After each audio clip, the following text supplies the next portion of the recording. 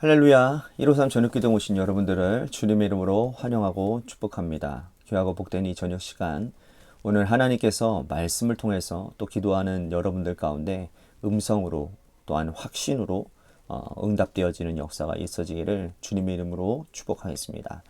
먼저 하나님의 말씀 봅니다. 창세기 15장 9절에서 18절 말씀까지 보겠습니다. 창세기 15장 9절에서 18절 말씀입니다. 제가 받들어 봉독하겠습니다. 여호와께서 그에게 이르시되 나를 위하여 3년 된 암소와 3년 된 암염소와 3년 된 순양과 산비둘기와 집비둘기 새끼를 가져올지니라. 아브라함이 그 모든 것을 가져다가 그 중간을 쪼개고 그 쪼갠 것을 마주 대하여 놓고 그 새는 쪼개지 아니하였으며 솔개가 그 사체 위에 내릴 때에는 아브라함이 쫓았더라. 해질 때에 아브라함에게 깊은 잠이 임하고 큰 흑암과 두려움이 그에게 임하였더니 여호와께서 아브라함에게 이르시되 너는 반드시 알라. 내 자손이 이방에서 객이 되어 그들을 섬기겠고 그들은 400년 동안 내 자손을 괴롭히리니 그들이 섬기는 나라를 내가 징벌할지며 그 후에 내 자손이 큰 재물을 이끌고 나오리라. 너는 장수하다가 평안히 조상에게로 돌아가 장사될 것이요 내 자손은 4대 만에 이 땅으로 돌아오리니 이는 아모리 족속의 죄악이 아직 가득 차지 아니함이냐 하시더니 해가 져서 어두울 때에 연기 나는 화로가 보이며 타는 횃불이 쪼갠 고기 사이로 지나더라. 그날에 여호와께서 아브라함과 더불어 언약을 세워 이르시되 내가 이 땅을 애굽 땅에서부터 그 큰 강 유브라데까지 내 자손에게 주노니. 아멘. 오늘 말씀은 여러분들이 너무나도 잘 알고 있는 아브라함과 하나님이 맺으시는 언약에 대한 이야기입니다. 횃불 언약이라고 일컬어지는 언약이죠. 아브라함이 하나님의 부르심을 받을 때 나이가 75세 정도였습니다. 그때 하나님께서 내가 너에게 자손을 반드시 주겠다라고 약속을 하셨죠. 그리고 창세기 15장은 그로부터 10년이 어느새 흘러버린 한 시점에서의 이야기입니다. 아브라함이 자식처럼 기르고 믿고 의지했던 조카 롯이 떠났어요. 아브라함은 기다렸지만 롯은 다시 돌아오지 않았죠. 아브라함은 마음이 많이 상했습니다. 혼자 하나님 앞에 기도했지만 하나님께서 주시겠다고 하시는 자식은 주시지 않음으로 인해서 마음이 힘들고 또 어려웠습니다. 그래서 아브라함이 하나님께 이렇게 말을 하는데요. 우리가 읽지는 않았지만 15장 2절에서 3절 말씀 보도록 하겠습니다. 아브라함이 이르되 주 여호와여 무엇을 내게 주시나이까. 나는 자식이 없사오니 나의 상속자는 이 다메섹 사람 엘리에셀이니이다. 아브라함이 또 이르되 주께서 나에게 씨를 주시지 아니하였으니 내 집에서 길린 자가 내 상속자가 될 것이니이다. 아브라함의 집에 믿을 만한 한 사람이 있었는데 그 사람이 이름이 다메섹 사람 엘리에셀이었습니다. 아브라함은 이 사람을 후사로 두고 그에게 자기의 재산을 물려주고 믿음을 계승하려고 했어요. 아브라함이 이렇게 생각한 것은 두 가지 의미가 있습니다. 하나는 하나님에 대한 실망을 표현하는 것이고 두 번째는 정말로 그렇게 하려는 거였어요. 날이 갈수록 자신은 연약해져 가고 믿고 의지하고 마음을 줄 사람이 없는 겁니다. 그런데 하나님께서는 아니다라고 말씀을 하세요. 내 몸에서 날 자가 너의 후사를 이을 것이고 그 자로 말미암아 네가 크게 영광을 받을 것이다 라고 말씀을 하세요. 하나님은요 말씀으로만 그치시지 아니하시고 구체적인 행동을 통해서 언약을 세우십니다. 그런데요 그 언약을 세우시는 방법이 아주 독특합니다. 자, 9절 말씀 보시겠습니다. 여호와께서 그에게 이르시되 나를 위하여 3년 된 암소와 3년 된 암염소와 3년 된 순양과 산비둘기와 집비둘기 새끼를 가져올지니라. 아브라함이 그 모든 것을 가져다가 그 중간을 쪼개고 그 쪼갠 것을 마주 대하여 놓고 그 새는 쪼개지 아니하였으며.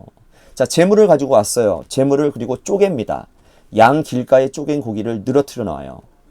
여러분 이 방식은 그 옛날 아브라함 당시에 부족의 왕들이 맺었던 언약의 방식입니다. 그러니까 왕들은 이 언약을 뭐라고 일컬었냐면 저주의 언약이라고 일컬었어요. 이 부족과 저 부족이 조약을 맺는데 네가 만약에 당신과 나와 맺은 그 조약을 지키지 않으면 어기는 쪽이 이렇게 쪼개진 짐승처럼 되어도 좋다라고 하는 거예요. 짐승을 쪼개져 놓고 두 왕이 그 사이를 함께 걸어가는 겁니다. 이제 우리가 서로 이 약속을 지키지 못하면 이 짐승처럼 쪼개지게 될 것이다 라는 거예요. 자, 이것은 언약의 확실함을 담보하기 위한 방법입니다. 그런데 더 놀라운 것은 아브라함은 그 사이를 지나가지 않았다라는 거예요. 하나님만 혼자 지나가십니다. 자, 17절 말씀 보세요. 해가 져서 어두울 때에 연기나는 화로가 보이며 타는 횃불이 쪼갠 고기 사이로 지나가더라. 타는 횃불이 고기 사이를 지나가더라. 자, 보세요. 하나님 한 분만 쪼개진 고기 사이로 지나가는 거예요. 그리고는 하나님이 이렇게 말씀을 하는 거예요. 18절 말씀 보십시오. 그날에 여호와께서 아브라함과 더불어 언약을 세워 이르시되 내가 이 땅을 애굽강에서부터 그 큰 강 유발라데까지 내 자손에게 주노니. 자, 믿지 못하고 있는 아브라함에게 반드시 내 몸에서 자손이 날 것이고 그 자손에게 나는 이 땅을 주겠다. 반드시 너에게 자손이 있을 것이다. 라고 하나님이 그렇게 약속을 하세요. 자, 이 말씀을 보면요. 도대체 하나님은 인간과 왜 이런 약속을 하셔야 되는지를 의문이 가지 않습니까? 하나님이 무슨 손해를 본다. 하나님이 무슨 이런 얼토당토한 그러한 언약을 세우시냐라는 거예요. 그것은 뭡니까? 인간이 하나님을 그만큼 믿지 못하기 때문이라는 거예요. 인간은 하나님께서 주셨다고 하셨으면 믿어야 되는데 시간이 하루 가고 이틀이 가고 1년이 가고 10년이 가고 지나가니까 그 믿음이 약해지고 이만큼 큰 믿음이 자꾸 없어지는 거예요. 자꾸 사라지는 거예요. 그러다가 나중에는 그냥 포기하기에 이르게 되는 거죠. 결국은 안 되면 우리 집에 있는 아무개나 내가 내 재산을 물려주고 후사로 삼겠다라는 생각까지 하는 겁니다. 여러분, 우리는 하나님께 묻습니다. 하나님께서 확신을 주신 것이 속히 이루어질지 않을 때, 그리고 약속의 말씀보다 우리들의 눈앞에 현실만 아른거릴 때, 그때마다 우리의 믿음이 자꾸 약해지는 거예요. 하나님은 한 번 더 확실하게 하기 위해서 짐승을 쪼개놓고 지나가시고 내가 만약 지키지 않으면 내가 이 짐승처럼 쪼개줘도 좋다. 반드시 내가 이 약속 지킬 테니 염려하지 말라라고 지금 말씀하시는 거예요. 그런데 하나님의 아들 예수님은요. 그냥 쪼개지겠다라고 말만 하지 아니하시고 진짜 십자가에서 쪼개지셨잖아요. 몸과 피와 살까지 완전히 다 쪼개지신 그 주님의 십자가를 보고 여러분, 우리는 영원한 살 길이 열려지게 되었다라는 거예요. 그것이 주님이 우리에게 주신 약속이고 사랑이에요. 논리적으로는 이해할 수가 없죠. 어떻게 그 사랑을 우리가 논리적으로 이해할 수 있겠습니까?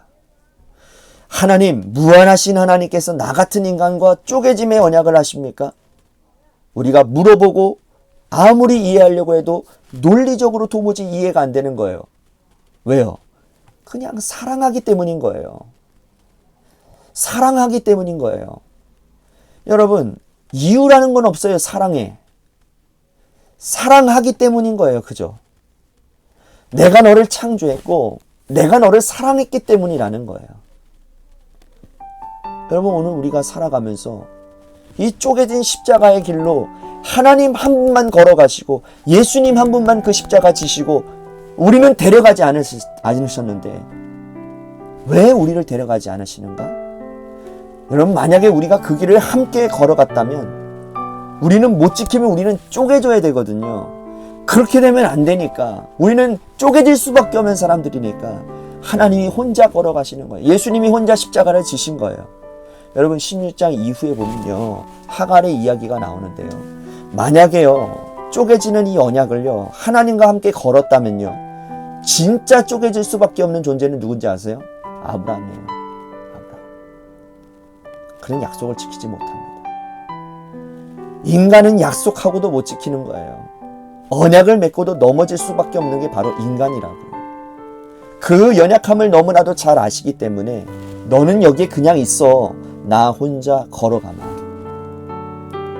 우리는 그 주님의 뒷모습을 보면서 신뢰하며 우리가 주님의 사랑 안에 거하고 그분을 무조건 신뢰하고 그분을 무조건 순종하는 그러한 믿음의 역사들이 우리 안에 있어야 되는 것입니다. 그것이 우리를 위해 십자가 져주신 예수님의 사랑에 보답하는 일인 거예요. 아니, 보답이 아니라 마땅히 우리가 그 일 가운데 행해야 될 일이라는 사실을 여러분들 반드시 기억하시기를 바라겠습니다.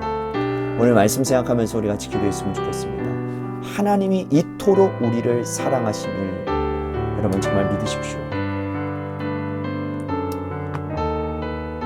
우리는 쪼개질 수밖에 없는 존재들인데 우리를 이토록 사랑하신 그 하나님의 사랑이 우리 안에 있는데 우리가 그 하나님의 사랑을 배신해서야 되겠습니까? 주님 안에 거하고 주님의 말씀 안에 거해서 그 주님이 우리를 사랑하신 일 가운데 우리가 연합하며 그 사랑하심 가운데 우리도 사랑으로 보답하는, 그래서 사랑으로 하나님의 말씀을 지키고 사랑해서 봉사하고 사랑해서 기도하고 사랑해서 우리들의 신앙생활이 회복되어지는 역사가 일어나게 하여 주시옵소서. 오늘 말씀 생각하면서 우리 같이 기도했으면 좋겠습니다. 또 한 가지 우리 같이 기도할 것은 이 나라와 이 민족을 위해서 간절히 기도합시다. 정말 어떠한 사람이 정말 하나님이 기뻐하실 만한 사람인지를 우리가 진짜 영안이 열려지지 않는 이상은 여러분들 분간하기 어려운 시대가 되었어요. 우리가 지도자 한 사람을 뽑아야 되는 이 시간 가운데에 우리의 영안이 열려져야 되는 이유가 있습니다. 정말 저 사람의 본 모습이 어떠한 모습인지, 악한 영에 의해서 휘둘리는 사람인지 아닌지를 우리들이 분간할 수 있는 지혜가 필요한 시대라고 생각합니다. 정말 절대절명의 위기 가운데 빠져있는 이 대한민국을 정말 온전히 세울 수 있는 지도자가 하나님 세워지게 하여 주시옵소서.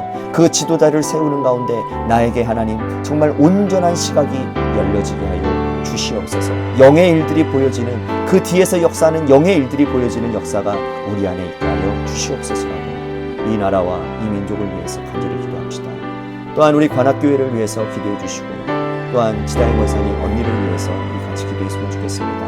붓기가 좀 많이 빠져서 많이 좋아지고 있다고는 합니다. 하지만 아직 안심하기는 일러요. 우리가 더 기도해야 됩니다. 그래서 우리 지다임 권사님 언니가 하루빨리 회복되어져서 정말 하나님 수술받지 않아도 고침받는 역사가 있게 해달라고 우리 같이 기도했으면 좋겠습니다. 또 한 가지 김순환 권사님을 위해서도 간절히 기도해 주시길 바라고, 마지막으로 여러분들의 삶의 자리와 여러분들의 자녀들을 위해서 기도하시다가 시간 돌아가시기를 바랍니다. 노래 끝날 때까지 우리 같이 합심하여 기도하도록 하겠습니다. 기도하시겠습니다.